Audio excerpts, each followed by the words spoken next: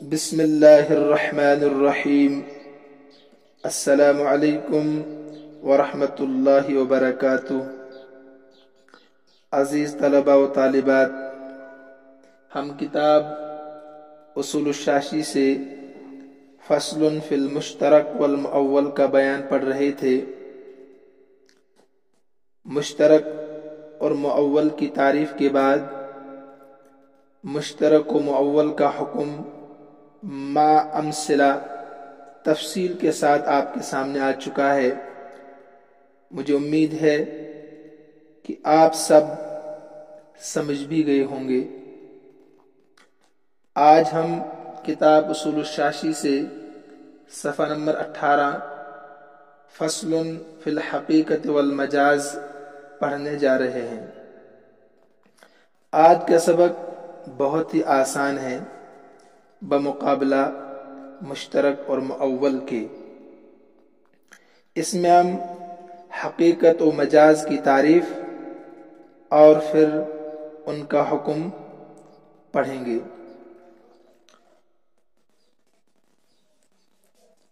واضح لغت نے لفظ کو واضح لغت کہتے ہیں اہل زبان، زبان بنانے والے۔ واضح لغت نے زبان بنانے والوں نے لفظ کو جس چیز کے لیے بنایا ہے، اہل زبان واضح لغت نے لفظ کو جس چیز کے لیے بنایا ہے، اگر اس کا استعمال اسی معنی میں ہو تو یہ لفظ اس معنی میں حقیقت ہے، تو یہ لفظ اس معنی میں حقیقت ہے۔ مثلا جو موبائل فون ہے، اس کے لیے واضح لغت زبان بنانے والوں نے عربی میں جوالتن کا لفظ بنایا ہے۔ اگر آپ موبائل کو جوالتن کے لفظ سے تعبیر کرتے ہیں، موبائل کو اگر آپ جوالتن کہتے ہیں تو یہ لفظ اس معنی میں حقیقت ہے، یعنی موبائل فون کے لیے جوالتن حقیقت ہے۔ لکھنے والی چیز، اس کے لیے واضح لغت اہل زبان نے عربی میں القلم بنایا ہے۔ اگر لکھنے کی چیز کے لیے آپ القلم بولتے ہیں تو یہ لفظ اس معنی میں حقیقت ہے۔ اب آپ سمجھ گئے ہوں گے دیگر مثالیں بھی۔ اب آپ وہ مثالیں سمجھیں جس کے ساتھ مجاز بھی ہے، حقیقت بھی اور مجاز بھی ایک ساتھ۔ مثلا جنگل کے ایک جانور جو سب سے بہادر ہوتا ہے، بادشاہ ہوتا ہے جنگل کا، جس کو ہم شیر کہتے ہیں، اس کے لیے واضح لغت زبان جاننے والے، زبان بنانے والوں نے عربی میں اسد کا لفظ بنایا ہے، تعبیر کیا ہے، بنایا ہے، ایک ہی معنی لفظ اسد۔ تو اگر آپ لفظ اسد کو سین کے ساتھ، اگر لفظ اسد کو آپ اسی شیر کے معنی میں استعمال کرتے ہیں تو یہ لفظ اس معنی میں حقیقت ہے، تو یہ لفظ اس معنی میں، یعنی شیر کے معنی میں حقیقت ہے، یعنی محض درندہ، یعنی شیر مراد لینا۔ اب اگر اسی لفظ اسد کو آپ کسی دوسری چیز میں استعمال کر رہے ہیں، کسی دوسرے معنی میں استعمال کر رہے ہیں تو اس کے لیے مجاز ہوگا، مجاز۔ مثلا آپ زید کے بارے میں کہہ رہے ہیں کہ زید تو شیر کی طرح ہے، زید بہادر ہے، قوی ہے، جرأت مند ہے، اس کے بارے میں آپ کہہ رہے ہیں زید کل اسد، زید تو شیر کی طرح ہے، کاف کے ذریعے سے تشبیہ دیتے ہیں زید کل اسد، زید شیر کی طرح ہے۔ تو لفظ اسد یہاں اپنے حقیقی معنی میں استعمال نہیں ہو رہا ہے، میں نے بتایا بھی لفظ اسد صرف شیر کے لیے حقیقت ہے، اگر شیر کے علاوہ میں استعمال ہو تو وہ مجاز ہو۔ تو اب آپ کہہ رہے ہیں کہ بہادری میں، قوت میں، جرأت میں وہ شیر کی طرح ہے، شیر کی طرح۔ تو زید کل اسد میں یہ لفظ اسد مجاز ہے، اور شیر کے لیے لفظ اسد بولنا یہ حقیقت ہے۔ آپ کہتے ہیں رأیت فی الغابۃ اسدا، میں نے جنگل میں اسد کو دیکھا، تو سننے والا ایک دم اس لفظ اسد کو شیر پر ہی محمول کرے گا کہ اس شخص نے شیر کو ہی دیکھا ہوگا۔ اب آپ کہہ رہے ہیں رأیت اسدا فی المطبخ، میں نے اسد کو مطبخ میں دیکھا، کچن میں دیکھا۔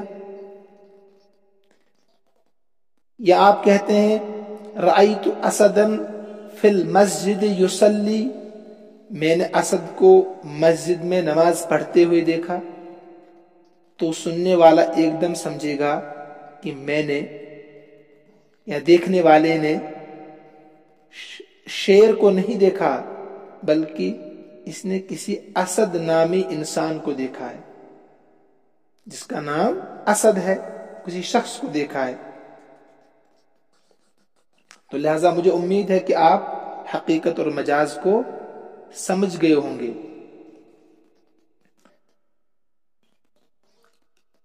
حقیقت کی 3 قسمیں ہیں۔ حقیقت کی تعریف جب آپ سمجھ گئے تو مجاز خود بخود سمجھ میں آیا ہوگا۔ اب حقیقت کی 3 قسمیں ہیں۔ نمبر 1 حقیقت لغویہ، نمبر 2 حقیقت شرعیہ، نمبر 3 حقیقت عرفیہ عام یا حقیقت عرفیہ خاص۔ جب حقیقت کی 3 قسمیں ہو گئی تو مجاز کی بھی 3 قسمیں آئیں گی، ہے نا؟ حقیقت لغویہ تو مجاز لغوی، حقیقت شرعیہ تو مجاز شرعی، حقیقت عرفیہ تو مجاز عرفی۔ حقیقت کی 3 قسمیں اور مجاز کی 3 قسمیں۔ حقیقت لغویہ کس کو کہتے ہیں؟ اگر وضع کرنے والے یعنی بنانے والے اہل لغت ہوں، یعنی واضح لغت الفاظ بنانے والے ہوں، اہل زبان الفاظ بنانے والے ہوں، تو یہ حقیقت لغویہ ہے۔ مثلا لفظ صلاۃ، اس کو واضح لغت نے جب بنایا تو دعا کے معنی کے لیے بنایا، دعا۔ واضح لغت نے اس کو لفظ صلاۃ کو دعا کے معنی میں بنایا ہے، تو یہ حقیقت لغویہ ہے۔ صلاۃ کی یہ حقیقت لغویہ ہے۔ اگر واضح لغت اہل شریعت ہوں، یعنی قرآن حدیث اہل شریعت ہوں، تو یہ حقیقت شرعیہ ہوگی۔ جیسے یہی لفظ صلاۃ کو ہم نے اس کے معنی اصطلاح شرع میں نماز کے ہیں۔ اصطلاح شرع میں لغت میں کیا تھے؟ دعا۔ اصطلاح شرع میں نماز کے ہیں، حیات قضائیہ، مخصوص حیات جس میں آپ وضو کرتے ہیں، کھڑے ہوتے ہیں، رکوع کرتے ہیں، سجدہ کرتے ہیں، تشہد پڑھتے ہیں، اس کو نماز کہتے ہیں۔ تو واضح لغت اگر اہل شریعت ہوں تو یہ حقیقت شرعیہ ہے۔ جیسے یہی لفظ صلاۃ جو اوپر لغوی معنی میں دعا کے لیے استعمال ہو رہا تھا، اب یہاں یعنی معنی اصطلاح شرع میں نماز کے لیے، تو اس کا نام ہے حقیقت شرعیہ۔ اگر واضح لغت عرف عام ہو، عرف عام ہو، جیسے لفظ دابتن، اس کے معنی عام عرف میں چوپائے کے ہیں، یعنی چار پایوں والا جانور۔ عرف عام میں اس کی یہ معنی ہے چوپایا، چار پاؤں والا۔ اور لفظ فعل جو ہے یعنی حقیقت عرفیہ چاہے عام ہو چاہے خاص ہو، تو یہ تو عام کی مثال تھی۔ اور لفظ فعل جو ہے اس کے معنی خاص عرف میں یعنی نحو میں کیا ہے کہ جو کسی معنی پر دلالت کرتا ہو اور اس میں تین زمانوں میں سے کوئی زمانہ ہو، یہ فعل کے معنی ہے نا۔ اسم فعل حرف کی جو تعریف آپ نے پڑھی تھی، فعل کہ جو مستقل معنی پر دلالت کرتا ہو، اس میں تینوں زمانوں میں سے کوئی زمانہ پایا جاتا ہو۔ تو یہ تو حقیقت لغویہ کی تعریف اور مثال، اور حقیقت شرعیہ کی تعریف اور مثال، اور حقیقت عرفیہ عام یعنی لفظ دابتن، اور حقیقت عرفیہ خاص لفظ فعل یا فعل کی مثال۔ یہ تو حقیقت آ گیا۔ اب ان کا مجاز سمجھے آپ۔ میں نے شروع میں کہا کہ جب تین قسمیں حقیقت کی ہوگی تو مجاز کی بھی تین قسمیں ہوں گی۔ اب اگر اہل لغت واضح لغت لفظ صلاۃ کے معنی جہاں اوپر دعا کے لیے تھے، دعا کے بجائے نماز کے لے لیں، یعنی اہل لغت جہاں اوپر دعا کے معنی میں لیا تھا لفظ صلاۃ کو، اب اگر اسی لفظ صلاۃ کو نماز کے معنی میں لے لیں تو یہ اہل لغت کے نزدیک اب مجاز لغوی ہوگا۔ کیا ہوگا؟ مجاز لغوی۔ اسی طرح اہل شریعت جنہوں نے لفظ صلاۃ کے معنی نماز کے لیے تھے، ہے نا، دعا لے لیں الٹا کر لیں تو یہ اہل شرع کے نزدیک مجاز شرعی ہوگا، مجاز شرعی۔ اسی طرح اہل عرف اگر لفظ دابتن کے معنی جو اوپر آیا تھا کہ چوپایا ہے، بجائے چوپائے کے عام جانور مراد لے لیں جو بھی زمین پر چلتا ہے، تو یہ ان کے نزدیک مجاز عرفی ہوگا۔ اور فعل عرف خاص میں کس کو کہتے ہیں؟ جس میں تینوں زمانوں میں سے کوئی زمانہ پایا جائے۔ اگر یہاں سے اہل عرف اس کے خاص معنی کو چھوڑ کر عام معنی مراد لے لیں، مطلب فعل کے معنی ہے کام، ورب، تو یہ ان کے نزدیک مجاز عرفی ہوگا۔ تو پتہ چلا کہ حقیقت کی تین قسمیں۔ اگر آپ کو یہ مثال یاد نہ رہے کوئی بات نہیں، اتنا تو یاد رکھیں حقیقت کی تین قسمیں ہیں: حقیقت لغویہ، حقیقت شرعیہ، حقیقت عرفیہ عام یا خاص، اور ان کے مقابلے میں تین: مجاز لغوی، مجاز شرعی، مجاز عرفی۔ تو یہ حقیقت اور مجاز کی تعریف اور حقیقت کی تین قسمیں اور مجاز کی تین قسمیں آپ کے سامنے آ گئی۔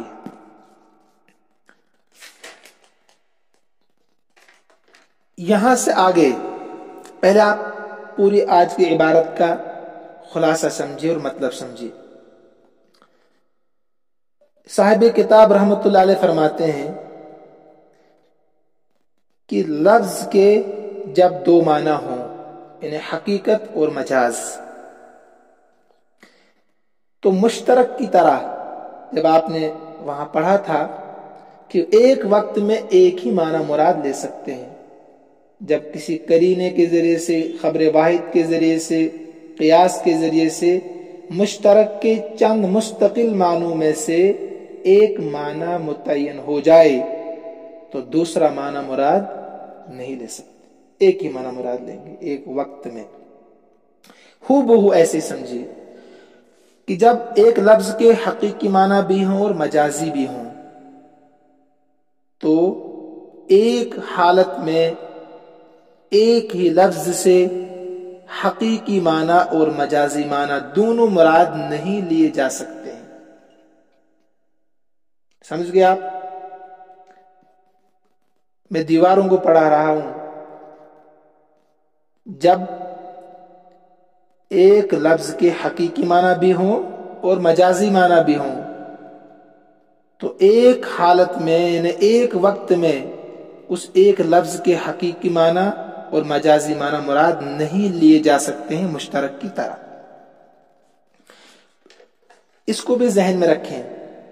امام شافعی رحمۃ اللہ علیہ فرماتے ہیں کہ جیسے مشترک میں فرمایا تھا کہ جب عقلی طور پر یہ محال نہ ہو اور معنی میں تضاد نہ ہو تو مراد لیے جا سکتے ہیں، جس کو وہ عموم مشترک کہہ رہے تھے۔ امام ابو حنیفہ رحمۃ اللہ علیہ کے نزدیک عموم مشترک بھی جائز نہیں۔ ایسے امام شافعی فرماتے ہیں کہ نہیں، دونوں معنی مجاز بھی اور حقیقت بھی مراد لیے جا سکتے ہیں جبکہ مراد لینا محال نہ ہو، تضاد نہ ہو۔ ٹھیک ہے، اب میں آپ کو مثالیں سمجھاتا ہوں، یعنی ایک وقت میں ایک ہی معنی مراد لیں گے۔ حدیث میں ہے جناب رسول اللہ صلی اللہ علیہ وسلم فرماتے ہیں لا تبیع الدرہم بالدرہمین ولا الساع بالساعین۔ اس کا معنی ہے تم ایک درہم کو 2 درہم کے بدلے میں مت بیچو، ایک سا کو 2 سا کے بدلے میں مت بیچو۔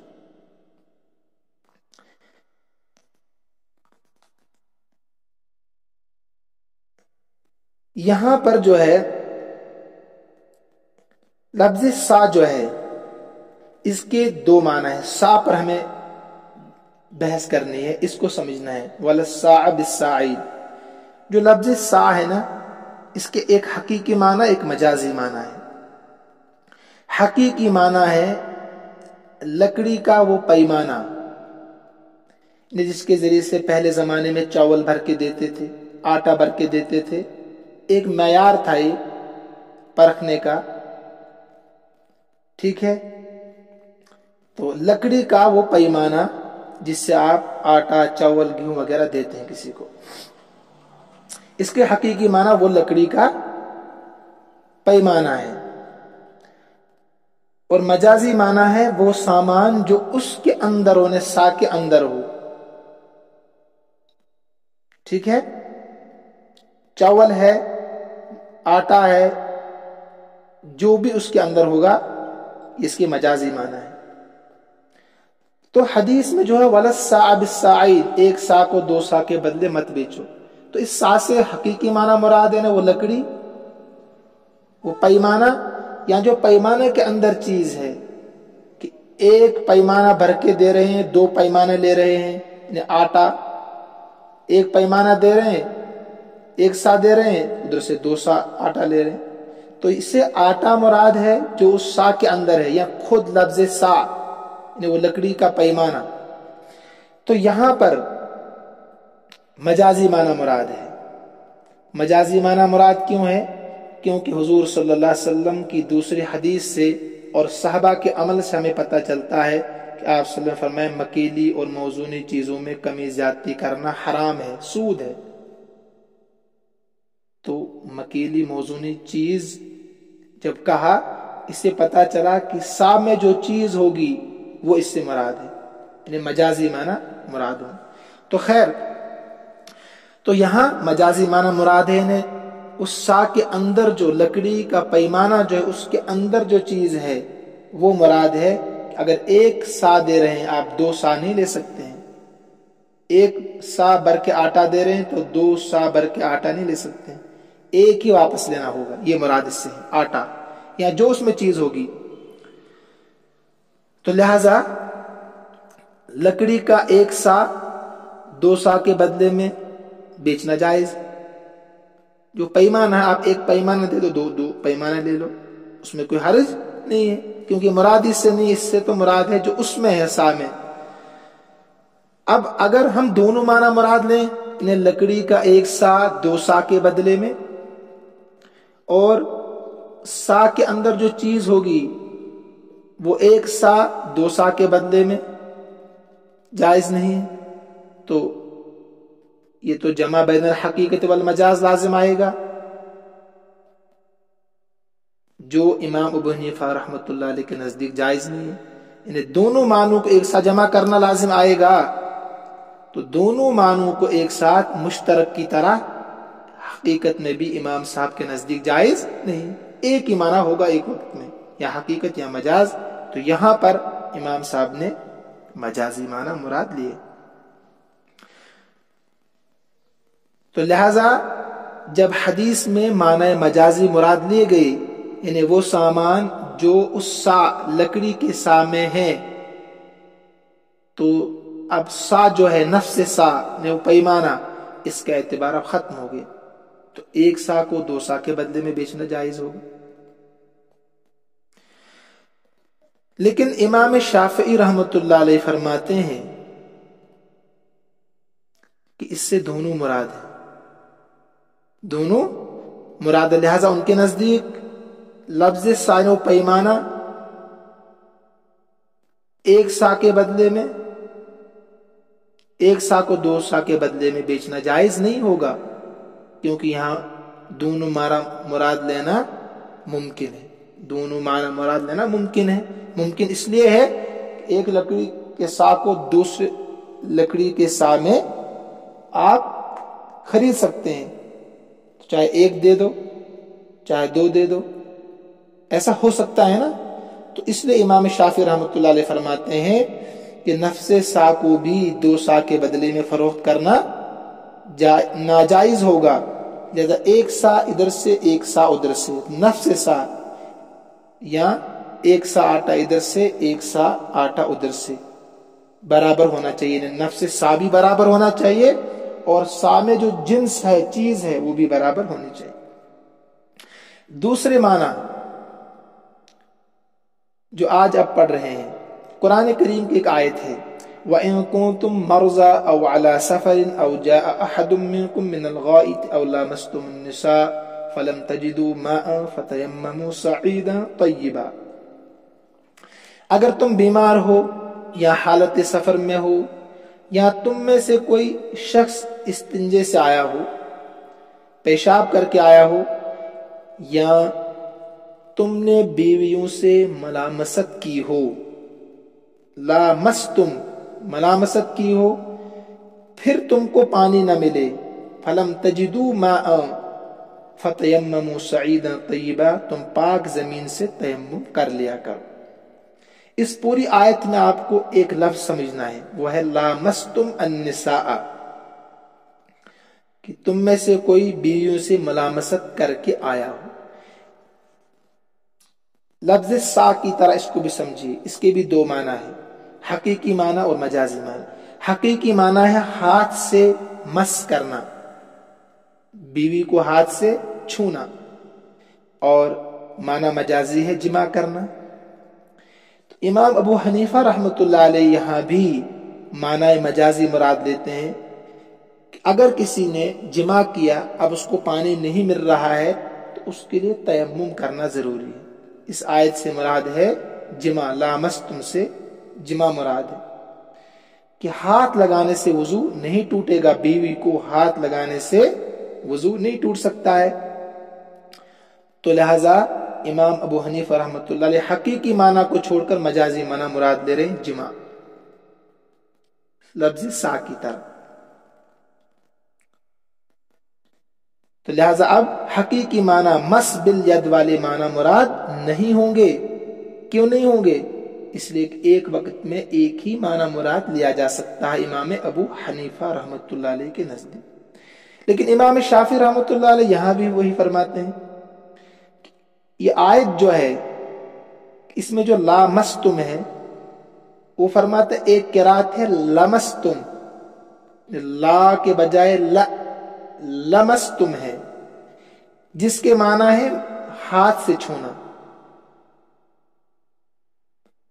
جس کے معنی ہے ہاتھ سے چھونا. لہذا ایک قرات کے مطابق اس سے مراد جمع ہے اور دوسری قرات کے مطابق ہاتھ سے چھونا ہے. انہیں لامستم، لام کو کھینچ کر پڑھیں گے، اس سے مراد جمع ہوگا. اور دوسری قرات جو اس میں ہے، بعض قاری پڑھتے ہیں لمستم، اس سے مراد ہے ہاتھ سے چھونا. تو وہ کہتے ہیں کہ ایک قرات سے مس بالید مراد لیں گے، ہاتھ سے چھونا، اور ایک قرات سے جمع مراد لیں گے. لیکن امام ابو حنیفہ رحمۃ اللہ علیہ جواب دیتے ہیں کہ اجماع صحابہ یہاں ایک قرات دوسری قرات پر محمول ہے، یعنی باجماع صحابہ ایک قرات دوسری قرات پر محمول ہے، یعنی ایک ہی قرات ہے، گویا کی دو قراتیں نہیں ہیں، معنی ایک ہی ہوگا. چنانچہ حضرت علی، حضرت ابن عباس، حضرت عائشہ رضی اللہ تعالی عنہم اس کو جمع پر ہی محمول کرتے ہیں، لامستم کو جمع پر محمول کیا ہے. اور امام ابو حنیفہ رحمۃ اللہ علیہ بھی اسی کے قائل ہیں. اور ابن عمر، ابن عاص، ابن مسعود رضی اللہ عنہم نے اس کو مس بالید پر محمول کیا، ہاتھ سے چھونے پر. لیکن کسی صحابی کے نزدیک دونوں قرات مراد لے کر دونوں معنی یعنی جمع اور مس بالید ایک ساتھ مراد نہیں لیا ہے. بعض نے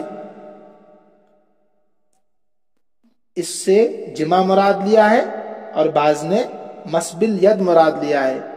لیکن ایسا نہیں ہے کہ ایک قرات سے جمع مراد لیا ہو اور دوسری قرات سے مس بالید یعنی ہاتھ سے چھونا مراد لیا ہو. تو آپ کے سامنے دونوں طرح کے صحابہ کے قول آ گئے. اور امام مالک رحمۃ اللہ علیہ کا مسلک یہ ہے کہ مس سے مرأہ یعنی عورت کو چھونا 3 شرطوں کے ساتھ ناقض وضو ہے.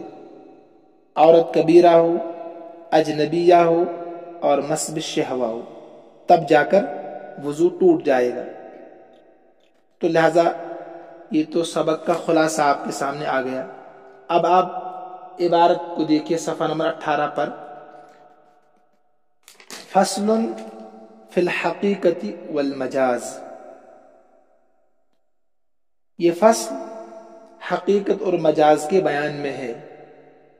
کل لفظ، ہر وہ لفظ، وضعہ واضع اللغہ، جس کو بنایا ہو لغت کے بنانے والوں نے، بِإِزَاءِ شَيْءٍ، اذا کے معنی مقابلے، کسی معنی کے مقابلے میں، یعنی کسی چیز کے مقابلے میں. جیسے موبائل کے مقابلے میں جوالتن بنایا، شیر کے مقابلے میں اسد کو بنایا. یہ مطلب جس کو بنایا ہو واضع لغت نے، اہل زبان نے کسی چیز کے مقابلے میں، فہو حقیقتاً لہو، فہو حقیقتاً لہو، تو وہ اس کے لیے حقیقت ہے. ولو استعمل، اور اگر اس کو استعمال کیا جائے، فی غیرہ، اس کے علاوہ میں، تو یکون مجازن، تو مجاز ہوگا، لا حقیقتاً، حقیقت نہیں ہوگی. جیسے اسد اگر شیر میں ہے تو حقیقت، اسد اگر کسی انسان میں استعمال ہو رہا ہے تو مجاز. ثم الحقیقت مع المجاز لا یجتمعان، پھر حقیقت مجاز کے ساتھ جمع نہیں ہو سکتا، یعنی دونوں ایک ساتھ جمع نہیں ہو سکتے ہیں. ارادتاً من لفظ واحد، ایک ہی لفظ سے مراد لیتے ہوئے، یعنی لفظ اسد کے دونوں معنی ایک ساتھ مراد نہیں ہو سکتے، لفظ سا کے دونوں معنی ایک ساتھ مراد نہیں ہو سکتے، لفظ لامستم کے دونوں معنی ایک ساتھ مراد نہیں لے سکتے، جیسے تفسیر کے ساتھ میں نے بتا دیا. ایک لفظ سے مراد لیتے ہوئے، فی حالت واحدۃ، ایک ہی حالت میں. ترجمہ پھر دیکھیے، پھر حقیقی معنی مجاز کے ساتھ ایک حالت، یعنی ایک وقت میں ایک لفظ سے مراد ہو کر جمع نہیں ہو سکتے. یہ ترجمہ بھی کر سکتے ہیں آپ. اور آسان پھر حقیقت مجاز کے ساتھ لا اجتمعان دونوں جمع نہیں ہو سکتے ہیں، ارادتاً مراد لیتے ہوئے، من لفظ واحد ایک ہی لفظ سے، فی حالت واحدۃ ایک ہی وقت میں، ولہذا اسی وجہ سے قلنا ہم نے کہا، لما ارید جب ارادہ کیا جائے، ما یدخل اس چیز کا جو داخل ہے، فی الساعی سا میں نے بتا دیا سائے نے لکڑی کے پیمانے میں جو داخل ہے، آٹا چاول وغیرہ، جب مراد لیا گیا ما وہ چیز، یدخل جو داخل ہے، فی الساعی سا میں لکڑی کے پیمانے میں، کیوں مراد لیا گیا وہ چیز؟ بقولہ علیہ السلام، آپ صلی اللہ علیہ وسلم کے فرمان کی وجہ سے، لا تبیع الدرہم بالدرہم، ایک درہم کو 2 درہم کے بدلے مت بیچو، ولا الساع بالساعین، اور ایک سا کو 2 سا کے بدلے میں مت بیچو۔ اس پر نشان لگائیے، یہی محل استشہاد ہے یہاں، یعنی جو سمجھنا آپ کو اس عبارت میں ہے، ایک سا کو 2 سا کے بدلے مت بیچو، اس پر نشان لگاؤ۔ کہتے ہیں سقطا ساکت ہو گیا، اعتبار نفس الساعی، نفس سا کا اعتبار کرنا، یعنی اب لکڑی کا جو پیمانہ ہے اس کا اعتبار یہاں حقیقی معنی کا اعتبار نہیں ہوگا، نفس سا کے معنی لکڑی کا پیمانہ، تو اس کا اعتبار کرنا ساکت ہو گیا۔ اب آپ ایک سا کو 2 سا کے بدلے میں بیچ سکتے ہیں، مگر لفظ سا لکڑی کا پیمانہ جو اس میں چیز ہوگی، جنس ہوگی، وہ تو برابر ہونی چاہیے۔ حتیٰ یہاں تک کہ جاز بیع الواحد منہ بالاثنین، بیچنا جائز ہوگا ایک کا بالاثنین 2 کے ساتھ، بیع الواحد ایک کا بیچنا، منہ سا میں سے، بالاثنین 2 کے ساتھ، مگر جو آٹا اس سا میں ہوگا وہ برابر ہونا چاہیے، ایک سا ادھر سے ایک سا ادھر سے۔ ولما ارید الوقاع من آیت الملامست، اور جب مراد لیا گیا، وقاع کے معنی جمع، جب مراد لیا گیا جمع کو، من آیت الملامست، آیت ملامسہ سے جو میں نے پڑھ کر بتائی آپ کو، ٹھیک ہے، سقط اعتبار ارادت المس بالید، تو ساقط ہو گیا اعتبار کرنا ہاتھ کے چھونے کا، مس بالید کا۔ تو مجھے امید ہے کہ آج کا سبق بھی آپ بخوبی سمجھ گئے ہوں گے، اور انشاءاللہ اگر سنیں گے آپ شوق سے، محنت سے، مجھے لگ رہا ہے ویسے الحمدللہ آپ ہی لوگ سن رہے، باقی کلاس والے غور سے نہیں سنتے ہیں، کیونکہ مجھے پتہ چلتا ہے کتنے لوگ دیکھ پا رہے ہیں، تو اس لیے میں بار بار آپ سے کہہ رہا ہوں کہ مزید آپ محنت کریں اور مزید شوق سے پڑھنے کی کوشش کریں۔ آپ کے لیے ایک یہ الفرصت الذہبیہ جس کو کہتے ہیں، گولڈن چانس ملا آپ کو، ورنہ امتحان ہو گیا ہوتا اب تک، تو اس لیے محنت کریں آپ، انشاءاللہ مکمل ہو جائے گا بہت جلدی۔ اللہ ہم سب کا حامی و ناصر ہو، اللہ رب العزت ہم سب کو اپنے امن و امان میں رکھے، اپنے حفاظت میں رکھے۔ ھذا من عندی